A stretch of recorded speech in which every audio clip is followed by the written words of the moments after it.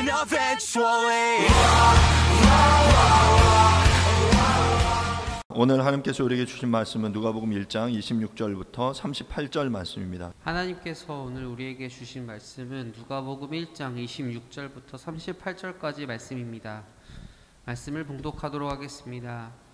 여섯째 달에 천사 가브리엘이 하나님의 보내심을 받아 갈릴리 나사렛이란 동네에 가서 다윗의 자손 요셉이라 하는 사람과 약혼한 처녀에게 이르니 그 처녀의 이름은 마리아라.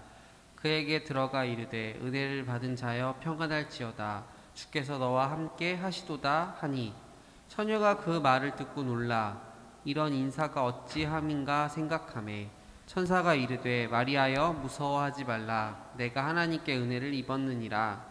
보라 내가 잉태하여 아들을 낳으리니 그 이름을 예수라 하라.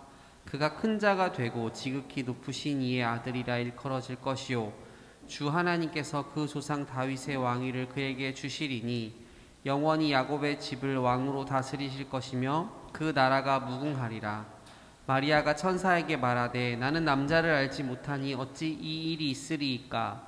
천사가 대답하여 이르되 성령이 내게 임하시고 지극히 높으신 이의 능력이 너를 덮으시리니 이러므로 나실 바 거룩한 이는 하나님의 아들이라 일컬어지리라. 보라 내 친족 엘리사벳도 늙어서 아들을 배었느니라. 본래 임신하지 못한다고 알려진 이가 이미 6달이 되었나니 대저 하나님의 모든 말씀은 능하지 못하심이 없느니라. 마리아가 이르되 주의 여종이 오니 말씀대로 내게 이루어지이다 하매 천사가 떠나가니라. 아멘. 자리에 앉으시 바랍니다. 오늘은 성탄을 준비하셨습니까? 라는 제목으로 함께 말씀을 나누도록 하겠습니다.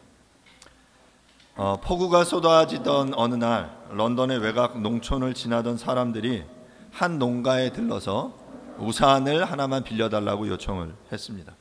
농부는 별 생각 없이 우산 중에서 가장 낡아빠진 것을 하나 내주었고 그 사람들은 주인인 듯이 보이는 어느 여인에게 그 우산을 씌워주었습니다.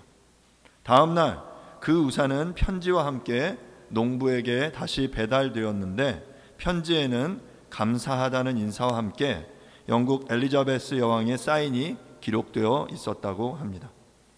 그 농가에서 낡아빠진 우산을 빌려 쓰고 간 사람은 다름 아닌 엘리자베스 여왕이었던 것입니다.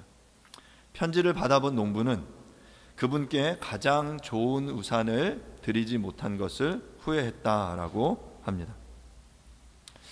과거 2000년 전 이 땅 가운데 하나님의 아들이 아기의 모습으로 오셨습니다. 모든 이들이 그분의 탄생을, 그분의 나심을 준비하고 축하하지는 못했습니다. 아마도 하나님의 아들이 나신다는 것을 알았다면 아마 모든 사람들은 가장 귀한 것으로 그분의 탄생을 축하했을 것입니다. 오늘 저는 이 성경의 여러 본문 속에서 그 성탄을 준비했던 사람들과 또한 그러지 못했던 사람들의 이야기를 함께 좀 살펴보도록 하겠습니다. 오늘 한번 본문을 제가 그 몇 개 구절들을 좀 볼 텐데 여러분들이 잘 한번 따라와 보시면 좋겠습니다. 첫 번째 인물은 마리아입니다. 누가복음 1장, 2장을 보면 특별히 이 예수님의 탄생, 그 수태고지와 예수님의 탄생에 대한 사건이 아주 자세하게 기록되어 있습니다. 그리고 예수님의 어머니 마리아가 본문에 등장을 하죠.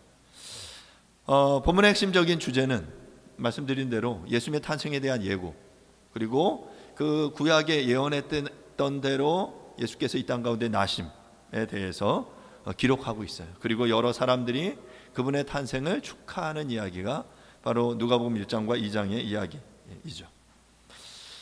그런데 지금 우리가 함께 읽은 누가복음 1장에는 아기 예수의 나심을 예고하기 위해서, 예비하기 위해서 그 앞에 본문, 우리가 함께 읽은 본문 앞부분에 보면 사가랴와 엘리사벳을 통해서 세례 요한이 탄생하게 될 것을 먼저 이렇게 예언하고 있습니다. 그런 면에서 보면 세례 요한이야말로 예수님의 탄생과 나심을 6개월 먼저 준비한 인물이라고 말할 수 있죠. 여러분 잘 아시죠? 세례 요한은 그 제사장 사가랴와 엘리사벳의 아들이었는데 굉장히 늦은 나이에 엘리사벳이 임신을 해서 잉태하게 되죠. 그리고 나서 6개월 후에 이제 마리아가 임신을 하게 되는 사건이 바로 오늘 함께 읽은 이 본문에 기록되어 있는 내용이에요. 이처럼 성경을 보면 수태고지를 통해서 태어나는 인물들이 있는데 바로 세례요한과 예수님이 이 신약에서는 아주 특별한 그런 인물이다라고 말할 수 있습니다. 첫 번째 인물인 마리아와 관련된 본문은 오늘 함께 읽은 누가복음 1장 26절부터 38절의 본문이었습니다. 여러분 본문의 내용을 한번 눈으로 따라오시면서 여러분 제가 하는 이 이야기를 들으시면 되겠습니다. 요셉과 약혼한 마리아에게 주님의 천사 가브리엘이 나타나서 네가 하나님의 은혜를 입어 이제 잉태하게 될 것이다. 그리고 아들을 낳을 것이다 라는 이야기를 합니다. 이에 대한 마리아의 응답은 내가 남자를 알지 못하는데 어찌 이런 일이 있겠습니까? 라고 대답하는 것이었죠. 본문에서 남자를 알다 라는 표현은 헬라어로는 기노스코라는 단어고요. 아마 여러분 히브리어로는 이 단어 제가 여러 번 설명했는데 히브리어 야다라는 단어와 같습니다. 누구를 알다라는 단어인데 이 알다라는 단어는 이 특정한 본문 속에서는 성관계를 가지다라는 내용과 일치하는 내용이에요. 그러니까 이 말은 그거죠. 내가 남자를 알지 못하는데 어떻게 임신할 수 있습니까? 너무 당연하잖아요. 내가 남자와 어떤 그 성적인 관계를 가진 적이 없는데 어떻게 처녀인 내가 임신을 한단 말입니까? 라고 천사 가브리엘에게 지금 마리아가 이야기를 하고 있는 거죠. 그러자 이 천사는 어떤 이야기를 하냐면 야, 너가 지금 그것을 믿지 못하는 거 내가 이해한다. 하지만 잘 봐. 너 친족 엘리사벳도 나이 많아 잉태할 수 없었지만 이미 잉태해서 6개월 되었다라고 말합니다. 그러면서 하나님의 능치 못함이 없음을 마리아에게 설명해 주는 거예요. 그러니까 지금 마리아가 그 처녀로 잉태하는 이 본문 앞에 엘리사벳과 사가랴의 세례 요한의 그 어떤 탄생의 이야기가 준비된 이후에는 그러니까 이후에 세례 요한이 예수님의 어떤 삶을 예비하는 것의 목적도 있지만 이 마리아를 설득하기 위한 하나의 그 방법이었던 거죠. 그러니까 하나님의 능치 못함을 나타내기 위해서 지금 엘리사벳이 앞서서 6개월 먼저 그 나이 많아서 지금 잉태하게 되는 사건을 이야기하는 거예요. 그리고 마리아는 그 이야기를 듣고 하나님이 능력 많으신 분이심을 믿습니다 라고 고백하는 거죠. 37절이에요. 대저 하나님의 모든 말씀은 능하지 못하심이 없느니라. 그리고 마리아는 화답합니다. 마리아가 이르되 주의 여종이오니 말씀대로 내게 이루어지이다. 그리고 천사가 떠나가게 되는 거죠. 그러니까 지금 마리아의 입장에서 여러분 본다면 얼마나 황당한 사건입니까? 남자를 알지 못하는데 지금 너가 잉태하게 될 거야. 이게 거부하는 거죠. 안 돼요. 이런 일이 있을 수 없습니다. 그런데 설득하십니다. 엘리사벳 봐. 하나님께 능치 못함이 없어. 너도 처녀로 잉태하게 될 거야. 그러자 지금 이 가브리엘의 그 말 앞에 지금 이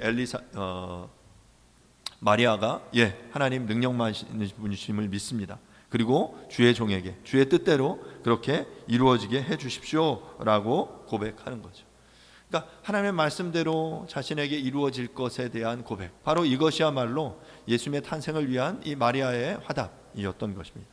두 번째 인물은 바로 그의 남편 요셉입니다. 성경에 예수님의 아버지 요셉에 대한 기록은 그렇게 많지 않습니다. 그는 다윗의 자손으로 목수였고요. 오늘 본문 속에서 보면 이 배경 속에서 보면 마리아와 정혼한 상태, 약혼한 상태였습니다. 마태복음 1장 18절부터 25절 본문을 한번 보도록 하겠습니다. 마태복음 1장 18절부터 25절 본문을 제가 읽도록 하겠습니다. 예수 그리스도의 나심은 이러하니라. 그의 어머니 마리아가 요셉과 약혼하고 동거하기 전에 성령으로 잉태된 것이 나타났더니 그의 남편 요셉은 의로운 사람이라 그를 드러내지 아니하고 가마지 끊고자 하여 이 일을 생각할 때 주의 사자가 현몽하여 이르되 다윗의 자손 요셉아 내 아내 마리아 데려오기를 무서워하지 말라. 그에게 잉태된 자는 성령으로 된 것이라. 아들을 낳으리니 이름을 예수라 하라. 이는 그가 자기 백성을 그들의 죄에서 구원할 자이심이라 하니라. 이 모든 일이 된 것은 주께서 선지자로 하신 말씀을 이루려 하심이 이르시되 보라 처녀가 잉태하여 아들을 낳을 것이요 그 이름은 임마누엘이라 하리라 하셨으니 이를 번역한즉 하나님이 우리와 함께 계시다 함이라. 요셉이 잠에서 깨어 일어나 주의 사자의 분부대로 행하여 그의 아내를 데려왔으나 아들을 낳기까지 동침하지 아니하더니 나음의 이름을 예수라 하니라. 지금 병행 본문이죠. 예수님의 탄생을 준비하는 이 병행 본문이 마태복음 1장의 본문을 잘 보면 지금 요셉도 마리아와 마찬가지로 굉장히 이제 황당한 소식을 듣게 되는 거예요. 어느 날 요셉에게 이상한 소식이 들려옵니다. 자신과 약혼한 결혼을 약속한 마리아가 임신을 했다라는 소식이에요. 사랑하는 정혼자, 사랑하는 마리아가 임신이라니요. 아마 이 마리아와 요셉만이 알고 있었겠죠. 서로 잠자리를 함께 한 적이 없는 요셉은 본문 속에 보면 그 자세히 설명하지 않지만 큰 충격에 빠졌습니다. 자기 잘 알고 있잖아요. 자기는 지금 마리아와 잠자리를 갖지 않았어요. 그런데 마리아는 지금 임신을 했어. 그러면 상식적으로 생각할 때 혼외 자식이 되는 거죠. 당시로서는 이렇게 결혼하지 않은 처자가 임신을 하면 율법에 따라 돌에 맞아 죽었습니다. 만약에 요셉이 마리아에 대한 배신감이 커서 마리아를 고발했다면 아마 그런 처벌을 받았을지도 모릅니다. 하지만 오늘 본문을 잘 보시면 요셉은 그런 선택을 하지 않았어요. 그는 의로운 사람으로 마리아의 임신 소식이 드러나서 마리아에게 피해가 가지 않도록 하기 위해서 가만히 드러내지 않고 파혼을 결심을 합니다. 그래서 지금 그런 결심을 한 거예요. 지금 너무나 당황스러운 상황 속에서 가만히 끊어야 되겠다. 파혼을 해야 되겠다. 그리고 아주 고민하다가 잠자리에 들었어요. 그런데 그 잠자리에 누가 나타납니까? 그 마리아에게 나타났던 그 주의 천사가 다시금 요셉에게도 나타난 거예요. 그리고 주의 사자가 그에게 이렇게 말합니다. 다윗의 자손 요셉아 내 아내 마리아 데려오기를 무서워하지 말라. 그에게 잉태된 자는 성령으로 된 것이라. 그렇게 말해요. 그리고 이후에 그 예언의 말씀대로 너에게 이루어지게 될 거야. 그리고 그 아이의 이름을 예수라 해라. 그는 구원자다. 이런 그 예언된 그 말씀이 그에게 이제 꿈속에 주의 사자를 통해 들려진 거죠. 사랑하는 여러분, 여러분이 요셉이라면 여러분 어떻게 이것을 받아들이시겠습니까? 말도 안 되는 이런 말도 안 되는 상황에서 요셉은 주의 사자의 명령에 순종합니다. 꿈속에서 주의 사자의 그 음성을 듣고, 그러니까 고민 속에 지금 가만히 끊으려고 하다가 성령으로 잉태케 하신 거야. 너 데려오는 것을 두려워하지 마라. 그를 아내로 데려와라 라고 이야기를 하죠. 그리고 요셉은 그 말씀에 순종합니다. 그 아내를 데려오죠. 24절에 보면 요셉이 잠에서 깨어 일어나 주의 사자의 분부대로 행하여 그의 아내를 데려왔으나, 그 다음 보면 25절 아들을 낳기까지 동침하지 아니하더니 나음의 이름을 예수라 하니라. 아마 이 24절과 25절이 단기간의 이야기가 아니에요. 데려와서 그 예수를 낳기까지의 그 어떤 굉장히 몇 개월의 기간이죠. 그리고 그 기간 동안 요셉은 지금 어떻게 했다고요? 그 아내와 동침하지 않았다. 왜냐하면 이 아기 예수의 탄생이 정말 그 하나님께서 일하신 것임을 그는 너무나 명백하게 드러내고 그것에 순종하고 싶었던 마음이 그에게 있었던 것이죠. 그리고 이후 가이사 아구스토의 명에 따라 그 누가복음 2장 본문 속에 호적하러 베들레헴에 내려가서 미가서의 예언대로 다윗의 동네 베들레헴에서 그 예수를 낳게 되는 거죠. 이것이 바로 요셉의 준비였습니다. 세 번째 인물들은 목자들입니다.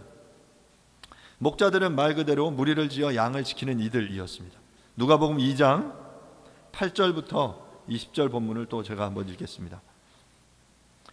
누가복음 2장 8절부터 20절입니다.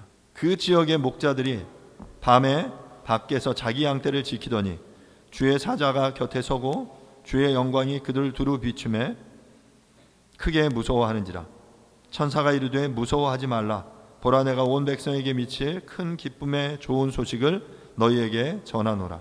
오늘 다윗의 동네에 너희를 위하여 구주가 나셨으니 곧 그리스도 주시니라.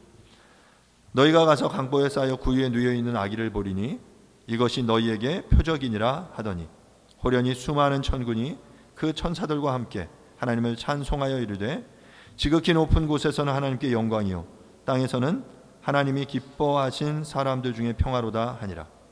천사들이 떠나 하늘로 올라가니 목자가 서로 말하되 이제 베들레헴으로 가서 주께서 우리에게 알리신 바 이 이루어진 일을 보자 하고 빨리 가서 마리아와 요셉과 구유에 누인 아기를 찾아서 보고 천사가 자기들에게 이 아기에 대하여 말한 것을 전하니 듣는 자가 다 목자들이 그들에게 말한 것들을 놀랍게 여기되 마리아는 이 모든 말을 마음에 새기어 생각하니라.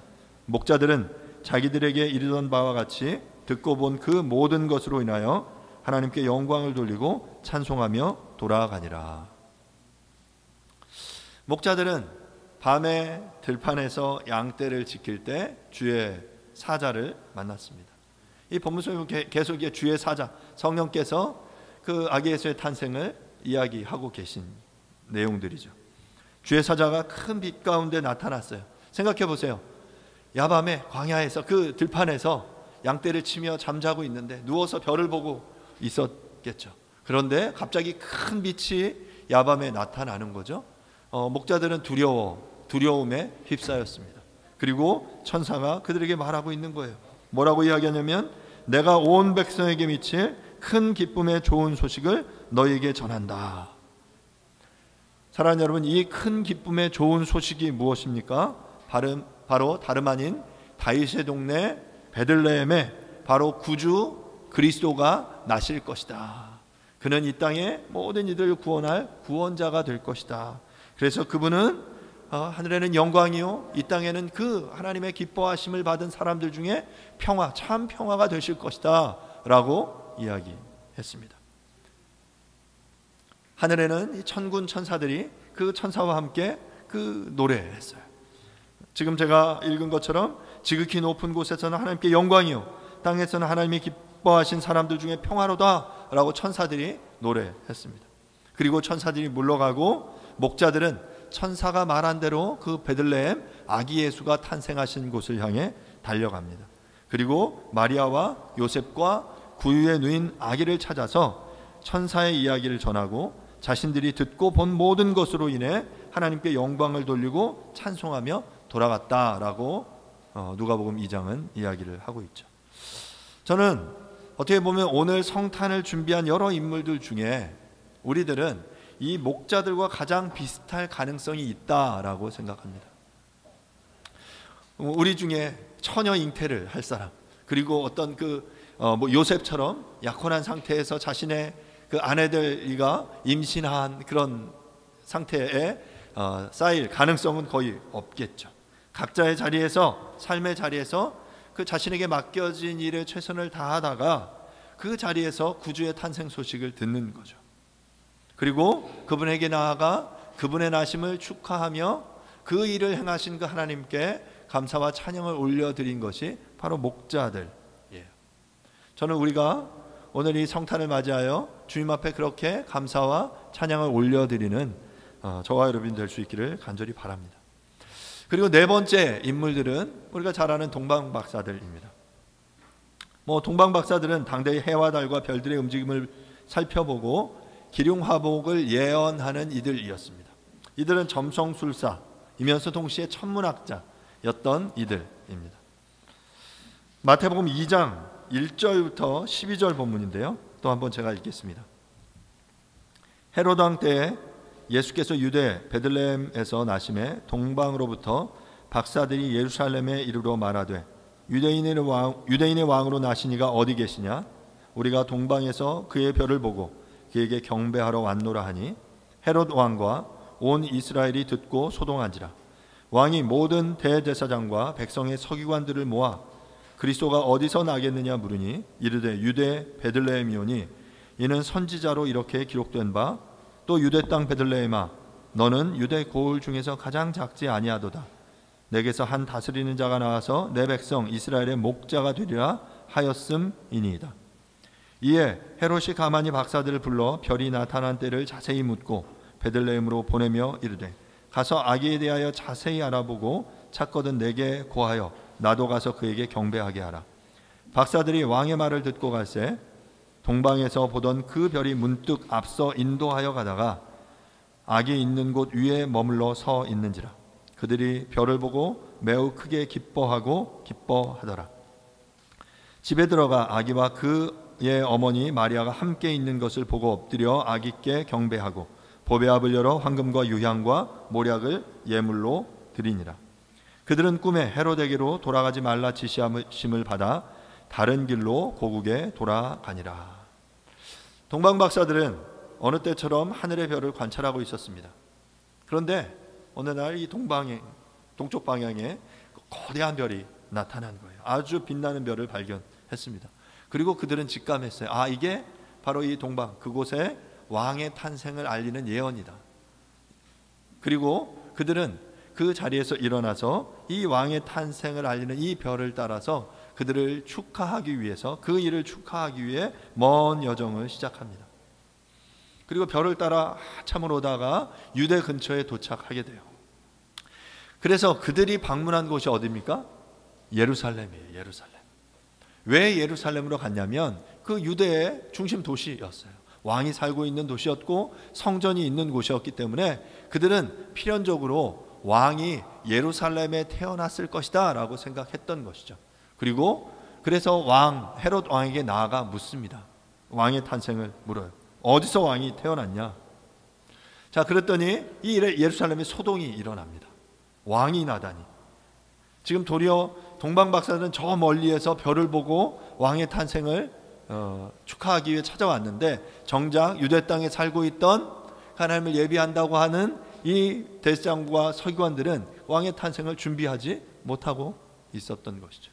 그리고 그들은 소동해서 서로에게 물어요. 야, 왕이 탄생한다니 무슨 말이야?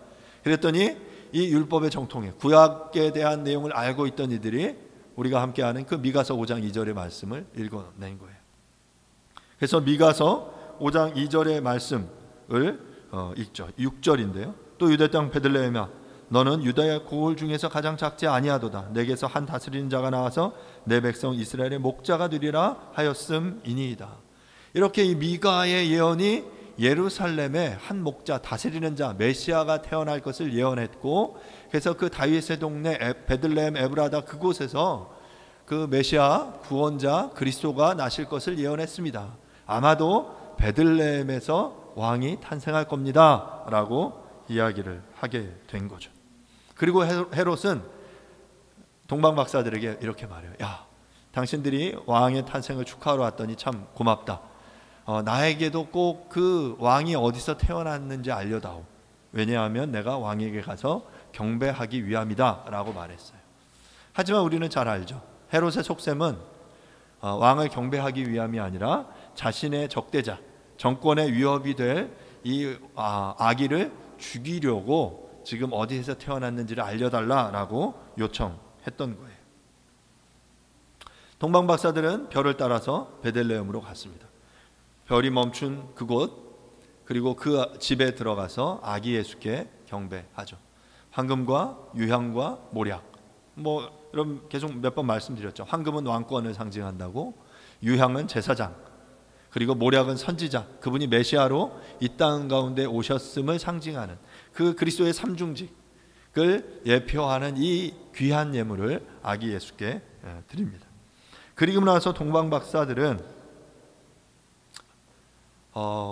11절, 12절에 보면 그들은 꿈에 헤롯에게로 돌아오지 말라 지시하심을 받아 다른 길로 고국에 돌아가니라. 또다시 꿈에 천사가 나타나서 그들에게 이야기한 거예요. 헤롯에게로 돌아가서 이 아기 예수의 탄생 소식, 그리고 어디에 아기가 태어났는지 알리지 마라. 왜냐하면 그렇게 되면 아기의 안전이 위협을 받기 때문에 그렇죠.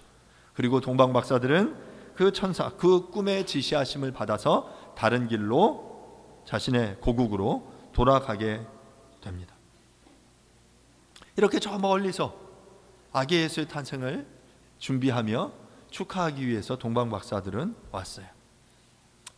다섯 번째 인물은 시므온과 안나입니다.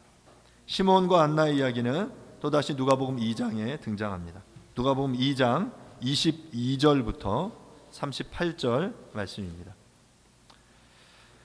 모세의 법대로 정결 예식의 날이 차매 아기를 데리고 예루살렘에 올라가니 이는 주의 율법에 쓴 바 첫 해에 처음 난 남자마다 주의 거룩한 자라 하리라 한 대로 아기를 죽게 드리고 또 주의 율법에 말씀하신 대로 산비둘기 한 쌍이나 혹은 어린 집비둘기 둘로 제사하려 함이더라. 예루살렘에 시므온이라 하는 사람이 있으니 이 사람은 의롭고 경건하여 이스라엘의 위로를 기다리는 자라. 성령이 그 위에 계시더라. 그가 주의 그리스도를 보기 전에는 죽지 아니하리라 하는 성령의 지시를 받았더니 성령의 감동으로 성전에 들어가매 마침 부모가 율법의 관례대로 행하고자 하여 그 아기 예수를 데리고 오는지라. 시므온이 아기를 안고 하나님을 찬송하여 이르되 주제여 이제는 말씀하신 대로 종을 평안히 놓아 주시는도다. 내 눈이 주의 구원을 보았사오니 이는 만민 앞에 예비하신 것이요 이방을 비추는 빛이요 주의 백성 이스라엘의 영광이니이다 하니 그의 부모가 그에 대한 말들을 놀랍게 여기더라. 시므온이 그들에게 축복하고 그의 어머니 마리아에게 말하여 이르되 보라 이는 이스라엘 중 많은 사람을 패하거나 흥하게 하며 비방을 받는 표적이 되기 위하여 세움을 받았고 또 칼이 내 마음을 찌르듯 하리니 이는 여러 사람의 마음의 생각을 드러내려 함이니라 하더라. 또 아셀 지파 바누엘의 딸 안나라 하는 선지자가 있어 나이가 매우 많았더라. 그가 결혼한 후 7해 동안 남편과 함께 살다가 과부가 되고 84세가 되었더라. 이 사람이 성전을 떠나지 아니하고 주야로 금식하며 기도함으로 섬기더니 마침 이때에 나와서 하나님께 감사하고 예루살렘에 속량을 바라는 모든 사람에게 그에 대하여 말하니라. 시므온과 안나에 대한 이야기를 우리가 함께 보았어요. 저는 이 본문 속에서 아주 중요한 한 단어는 바로 27절과 38절에 등장하는 마침이라는 단어라고 생각합니다. 유대인들은 아기가 태어나서 8일이 지나면 할례를 받고 그리고 남자아이의 경우는 60일 그리고 여자아이의 경우는 65일이 지나야 이 아이를 낳은 여인이 정결해진다라고 생각했습니다. 그리고 그만큼의 기간이 지나야 정결 예식에 따라서 성전에 나아가 하나님 앞에 정결 예식을 드릴 수 있었어요. 그 레위기 12장에 등장하는 내용인데요. 지금 첫째 그 예수를 낳은 마리아가 정결 예식에 따라서 이제 성전에 예루살렘에 나아가 지금 예배 드리는 거죠. 그러니까 지금 이 본문을 쭉 보시면 앞에 베들레헴에서 지금 이제 예수님의 탄생한 이후 어느 정도 시간이 지난 거죠. 그리고 이제 예루살렘 성전에 올라가서 지금 정결 예법에 따라 예식을 드리는 거예요. 일반적으로 이 정결 예식 속죄제로는 1년 된 그 어린 양을 속죄제로 바치는데 가난한 이들은 오늘 이 본문처럼 산비둘기 2마리나 집비둘기 새끼 2마리를 드리기도 했어요. 아마도 지금 마리아와 요셉은 가난했기 때문에 어린 양을 이 정결 예식의 제물로 바치지는 못했던 것 같고 지금 이 비둘기로 그 속죄제의 제사를 드리는 것이었죠. 그곳에 의롭고 경건하여 이스라엘의 위로를 기다리던 시므온이라는 한 사람이 있었습니다. 제사장으로 아마 이 제사를 집전하는 그런 역할을 했던 것 같아요. 그에게 천사가 나타나서 너가 이스라엘의 구원자를 볼 거다. 네가 그 구원자를 보기 전에는 너가 죽음을 보지 않을 거야. 죽지 않을 거야 라는 이야기를 듣고 그는 이제 어찌 보면 죽기 위해서 내가 정말 주님을 죽어 하나님을 보기 위해서는 메시아를 만나야 되는 거죠. 그래서 메시아를 고대하고 있었어요. 자, 그런데 마침 그때 이 요셉과 마리아가 아기 예수를 안고 정결 예식을 드리러 나오는 거예요. 이스라엘의 위로를 기다리는 이 시므온은 한눈에 그것을 알아봤어요. 아, 이분이구나. 이분이 바로 메시아구나. 내가 그토록 기대하던 그분이구나 라고 생각했어요. 그리고 아기를 안고 하나님 앞에 기도한 거죠. 그가 이렇게 하나님을 찬송합니다. 내 눈이 주의 구원을 보았사오니 이는 만민 앞에 예비하신 것이요 이방을 비추는 빛이요 주의 백성 이스라엘의 영광이니이다 라고 그렇게 말했어요. 또 한 명은 안나라는 여선지자였습니다. 안나는 결혼한 후 7년 만에 남편을 사별했어요. 남편이 죽었어요. 그리고 이제 과부가 된 거죠. 그래서 이 안나가 몇 살에 결혼했다라는 기록이 없기 때문에 그가 그 얼마 동안 이제 그 홀로 지냈는지는 알 수 없지만 결혼한 후 7년 만에 남편이 죽고 지금 이 본문을 보면 그가 84세의 노인이다라고 기록을 하고 있으니까 아마 수십 년 동안 그는 홀로 지냈던 거죠. 그리고 홀로 지내면서 그는 본문 속에 보면 성전을 떠나지 않고 밤낮으로 하나님께 기도하던 그런 선지자, 여선지자와 같은 여인이었습니다. 그녀는 성전을 떠나지 않고 주야로 금식하며 기도하며 주를 섬겼습니다. 그리고 그렇게 주를 섬겨 금식할 때 천사가 성령께서 그에게 말씀해 주신 거죠. 오늘 본문 속에 보면 바로 그 38절 마침 이때에 나와서 하나님께 감사하고 예루살렘의 속량을 바라는 모든 사람에게 그에 대하여 말하니라. 그가 그렇게 섬길 때 이 시므온과 안나가 아기 예수가 그 성전에 나와 그 예식을 드리는 것을 그들의 눈으로 본 거예요. 다른 사람들은 깨닫지 못했습니다. 많은 이들이 아기 예수를 안고 성전으로 나아가는 이 부부를 보았을 거예요. 하지만 다른 이들은 깨닫지 못했어요. 하지만 정말 그 주님을 사랑하고 주님의 오심을 기대하며 소망하던 시므온과 안나는 알았어요. 아, 이분이 그분이구나. 이분이 바로 성령께서 주의 천사가 나에게 그토록 말씀해 주시던 이스라엘을 구원하실 자, 이스라엘을 죄악 가운데서 인도해 내실 바로 속량하실 그분이구나 라는 것을 그들은 알았어요. 그리고 그분을 안고 또 그분을 찬양했던 것이죠.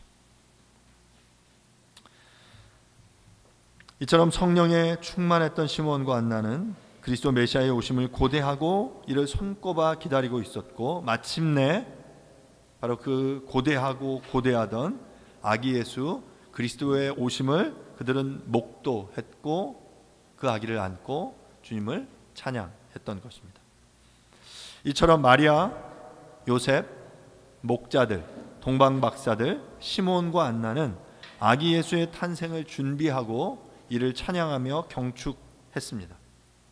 하지만 반대로 헤롯, 제사장, 서기관들은 왕의 탄생을 기다리는 것이 아니라 도리어 방해했고 기뻐하지 않았습니다. 우리가 함께 읽었던 그 마태복음의 본문 속에서도 나왔죠. 헤롯도 동방박사들을 통해 들었어요. 누구보다 서기관들, 이 하나님의 말씀을 맡은 제사장들은 구약의 말씀을 통해서 메시아가 올 것이 예언되었고 그것들을 대망하며 기다리는 것이 이스라엘의 삶이었어요. 하지만 그들은 외면했습니다. 그들이 깨닫지 못하자 동방박사를 통해서도 말씀해 주셨음에도 그들은 어디에서 메시아가 태어날 것까지도 알고 있었지만 그들은 아기 예수의 탄생을 기뻐하고 그것을 경축하기 위해 길을 나서지 않았습니다. 도리어 헤롯은 자기의 왕권의 위협을 느꼈기 때문에 베들레헴 근처에 태어난 2살 이하의 어린 아기들을 다 죽이려고 했고요. 마찬가지로 제사장들과 서기관들은 자신의 기득권을 지키기 위해서 그분의 탄생을 외면했고 헤롯의 지시를 따르는 선택을 했습니다. 들판에서 목자들이 그 왕의 나심의 그 별빛을 그들도 영광을 보았죠. 그 빛을 본 이들이 목자들만은 아니었을 겁니다. 많은 이들도 함께 봤겠죠. 하지만 그것들을 깨닫지 못했습니다. 오늘 말씀을 마무리하겠습니다. 사랑하는 여러분, 우리는 어떤 부류에 속해 있습니까? 아기 예수의 탄생을 준비하고 이를 기뻐하며 찬양하는 이들입니까? 아니면 아기 예수의 탄생이 나의 기득권에 방해가 되고 도전이 되기에 이를 거부하는 이들입니까? 생각보다 당시 유대인들 대부분은 아기 예수의 탄생을 몰랐거나 이를 부정했습니다. 아주 소수의 사람들만이 성경의 예언대로 메시아가 올 것을 고대했고, 그리고 놀라운 방식으로 그분의 탄생할 것을 믿고 준비했습니다. 우리는 이미 아기 예수의 탄생을 목도했습니다. 하나님의 아들이신 우리 구주 예수 그리스도께서 인간의 몸으로 오셨고 우리를 위하여 십자가에 죽으셨고 부활하셨습니다. 우리가 섬기는 그 예수 그리스도가 얼마나 귀한 분인지 안다면 우리는 그분을 함부로 대하지 않았을 것입니다. 내가 우산을 불려드리는 이 분이 여왕인 줄 알았다면 아마 최고의 것으로 그분께 빌려드리려고 했을 것입니다. 우리가 섬기는 예수님이 얼마나 소중한 분인지 안다면 우리는 이 예수 그리스도의 그분의 탄생을 더욱더 기뻐하며 최선을 다해 준비했을 것입니다. 사랑하는 여러분, 지금 우리의 삶의 자리에서 우리가 주님의 탄생을 또한 기억하고 또 그분이 우리의 인생과 삶 가운데 또 이 시대 가운데 어떠한 분인지 알기에 우리가 그분으로 인해서 기뻐하고 또 그분의 탄생을 찬양하는 저와 여러분들이 될 수 있기를 간절히 바랍니다. 이 시간 함께 잠시 기도하겠습니다. 오늘 함께 나눈 말씀의 제목은 성탄을 준비하셨습니까? 입니다. 사랑하는 여러분, 여러분에게 있어서 성탄은 어떤 의미입니까? 성탄을 위해 여러분들은 어떤 것들을 준비하셨습니까?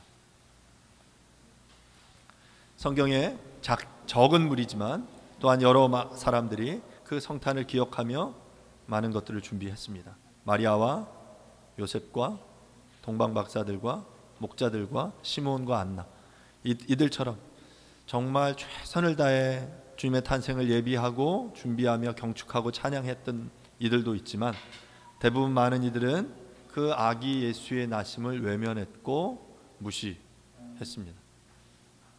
바라기는 그 아기 예수의 나심을 경축하며 기뻐하는 저와 여러분들이 될 수 있기를 간절히 바랍니다. 이 시간 함께 하나님, 우리가 그 주님의 나심을 기뻐합니다.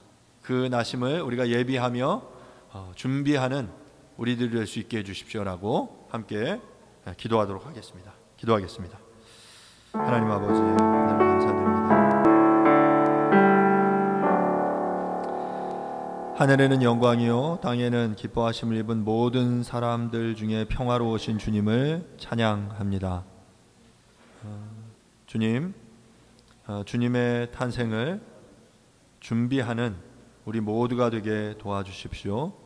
주님의 나심으로 인해 기뻐하는 우리 모두가 되게 도와주십시오. 세상은 주님과 관계없이 기뻐하고 즐거워하고 자신들의 그 향락을 즐기기 위해 이 성탄을 보내지만 우리들은 정말 주님 한 분만으로 주님의 이 땅 가운데 오심을 기억하며 그것으로 인해 기뻐합니다. 주님, 주님의 나심을 더욱더 기억하며 그것으로 인해 기뻐하는 우리 모두가 되어지도록 주님 역사하여 주시옵소서. 그래서 주님의 나심이 우리의 인생과 삶 가운데 얼마나 중요한 의미인지를 깨닫고 주님으로 인해 기뻐하는 우리 모두가 될 수 있도록 주님 도와주십시오. 감사드립니다. 예수님의 이름으로 기도합니다. 아멘. Happen eventually.